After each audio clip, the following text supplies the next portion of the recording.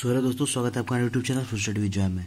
तो आज हम इंटेलिजेंस कोएफिशिएंट के बारे में पढ़ेंगे, जो बुद्धिलब्धि जिसको हिंदी में कहा जाता है, जिसको शॉर्ट फॉर्म में आईक्यू भी कहा जाता है। तो आईक्यू के बारे में नॉर्मली तो टिपिकल चीज़ आप बहुत एग्जाम में वीडियो सर्च किए होंगे, तो आपको ज़रूरी तो ये है जानना कि बुद्धिलब्धि का सूत्र क्या होता है। तो बुद्धिलब्धि का सूत्र होता है मानसिक आयु कोई बटा में तैथिक आयु into 100, IQ is equal to MA/CA into 100। तो इस चीज़ को जानने के लिए आपने वीडियो को सर्च किया होगा, लेकिन आपको विस्तार से बताना हमारा जिम्मेदारी है। तो आज आपको विस्तार से बताएंगे। इसके लिए आप इसको स्क्रीनशॉट ले सकते हैं। बाकी का आगे का वीडियो चलिए इसको विस्तार से जानते हैं कि क्या होता है। तो अगर आपको जानकारी आपकी मिल गई होगी तो ठीक है, चैनल को सब्सक्राइब करके लाइक करके वीडियो को स्किप कर सकते हैं, और अच्छे से जानकारी पाना हो तो आप इसको पूरा वीडियो देखिए। यहाँ पर बताया गया बुद्धि मापने के लिए सबसे पहला बुद्धि परीक्षण बीनेट है तथा साइमन ने 1905 ईस्वी में विकसित किया। इस परीक्षण में बुद्धि को मानसिक आयु मेंटल एज के रूप में मापकर अभिव्यक्त किया गया, परंतु इससे मनोवैज्ञानिकों को अधिक संतुष्टि नहीं मिली और 1916 में बीने साइमन परीक्षण का सबसे महत्वपूर्ण संशोधन टॉरमैन ने जिसने स्टैनफोर्ड यूनिवर्सिटी में किया। इसी संशोधन में बुद्धिलब्धि या आईक्यू के संप्रत्यय का जन्म हुआ और बुद्धि को मापने में मानसिक आयु की जगह बुद्धिलब्धि आईक्यू का प्रयोग होने लगा। हालांकि बुद्धिलब्धि के बारे में जर्मनी के विलियम स्टर्न ने 1992 में ही सुझाव दे रखे थे। तो यहाँ पर इसको आप स्क्रीनशॉट ले सकते हैं।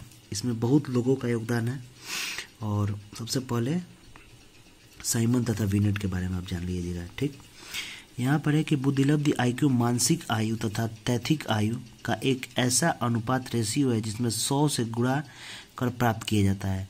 यही कारण है कि इसे अनुपात बुद्धिलब्धि या रेशियो आईक्यू भी कहा जाता है। सूत्र के रूप में इसे अग्र प्रकार व्यक्त किया गया, जैसे हमने आपको शुरुआत में बताया था। तो यहाँ पर आप देख सकते हैं कि इसको आप कोई पूछे कि आपको बुद्धिलब्धि आईक्यू क्या होता है, तो इसको आपको यही बताना है कि बुद्धिलब्धि मानसिक आयु तथा तैथिक आयु का एक ऐसा अनुपात है जिसमें 100 से गुणा किया गया रहता है।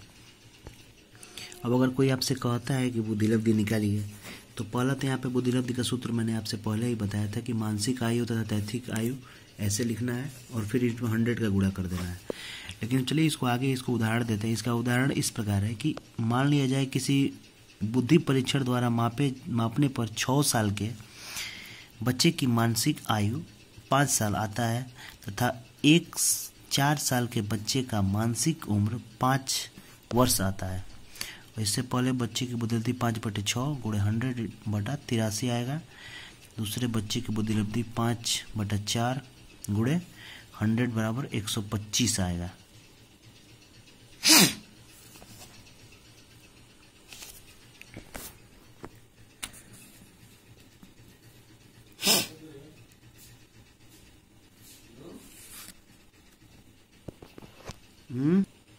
यहाँ पर उत्तर में आप देख सकते हैं कि एक में 83 आंसर आया और एक में 125 आएगा। तो स्पष्ट है कि दूसरा बच्चा पहला बच्चे से बुद्धि में अधिक प्रखर है। इस तरह बुद्धिलब्धि द्वारा हमें प्रारंभ के उम्र में होने वाले तीव्र बौद्धिक विकास का स्पष्ट ज्ञान होता है।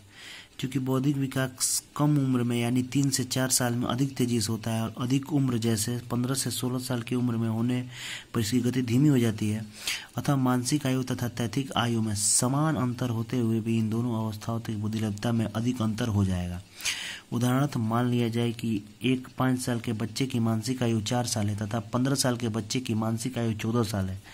क्या इन दोनों बच्चों की बुद्धिलब्धता समान होगी? कदापि नहीं। 15 साल के बच्चे की बुद्धिलब्धता 4/15 गुणे 100 93 आता है, जबकि 5 साल के बच्चे की बुद्धिमत्ता 4/5 इंटू 100 यानी कि 80 आता है। स्पष्टतः मानसिक आयु तथा तैथिक आयु में समान अंतर होने पर भी दोनों बच्चों की बुद्धिलब्धि में अंतर हो जाता है।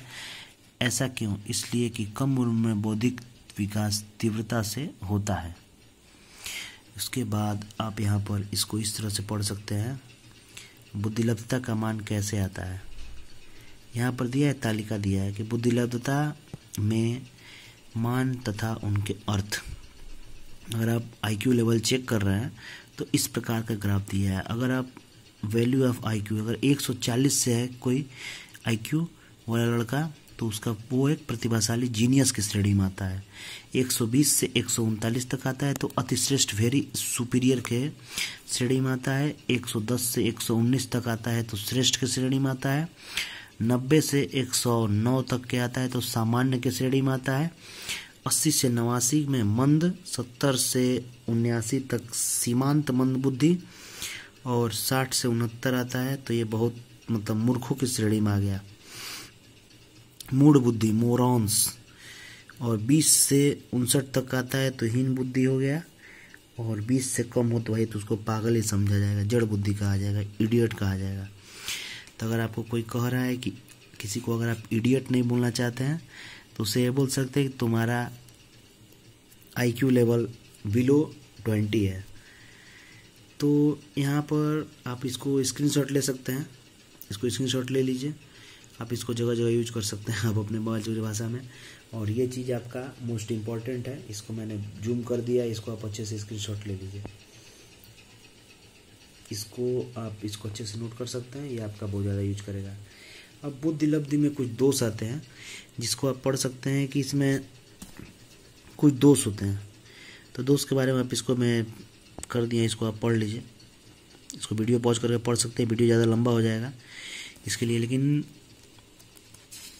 जितना जानकारी आपको चाहिए था इस टॉपिक से आप इसको मिल गया होगा। आप चाहें तो इसको भी स्क्रीनशॉट ले सकते हैं और अच्छा लगे तो चैनल सब्सक्राइब करिए, वीडियो शेयर करिए, क्योंकि IQ लेवल के बारे में बहुत सारी बातें होती हैं लेकिन IQ लेवल क्या होता है लोगों को पता नहीं होता है। ये तो लोग बोलता है कि आपकी IQ तेज़ है, आपकी IQ कितनी है, लेकिन जैसे अगर आप CTET और UPTET की बहुत सारे एग्जाम देंगे तो उसमें आपको एग्जाम में 3-4 चीज़ें पूछी जाएंगी। उसमें ये दिया जाएगा कि बुद्धि मापने के लिए सबसे पहला बुद्धि परीक्षण किसने किया था, तो इन्होंने बीनेट और साइमन ने किया था, इसको आप याद रखेंगे कि और 1905 में किया था। और उसके बाद 1916 में जो बीनेट साइमन परीक्षण का सबसे महत्वपूर्ण संशोधन किसने किया था, तो स्टैनफोर्ड यूनिवर्सिटी के टर्मन ने किया था। अब स्टैनफोर्ड यूनिवर्सिटी से बहुत सारी चीज़ें जुड़ी हुई हैं और उसको कमेंट करके बताएं। माइक्रो टीचिंग के बारे में कुछ आप कमेंट करके बताएं अगर आपको पता है तो, या फिर उसके बारे में आप अन्य वीडियो देखिए हमारे चैनल पे, बहुत सारे वीडियो आपको मिलेंगे इससे जुड़ी हुई। चैनल जरूर सब्सक्राइब करें, वीडियो शेयर करें और लाइक तो जरूर करें। धन्यवाद।